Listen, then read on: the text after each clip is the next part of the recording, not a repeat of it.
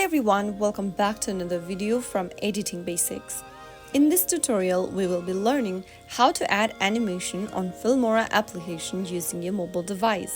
To add animations to your video using Filmora application, the first thing to do is to launch open Filmora app from your mobile device. Once you open up the app, go ahead and open up a new project or open up an existing project you would like to work on.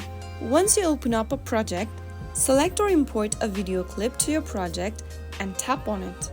Once you tap on the video clip on the timeline, you will be able to see an option which says animation at the bottom.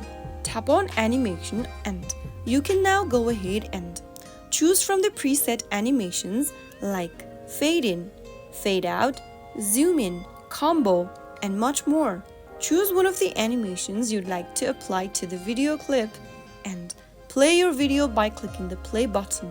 As you can see that the animation has now been applied to your video. For more advanced animation, you can use keyframes and customize parameters like opacity, position, rotation, and scale. Review your video with animations, and you can also go ahead and adjust the timings and durations as needed. And finally, click on the export button at the top right corner and export your video in your desired resolution.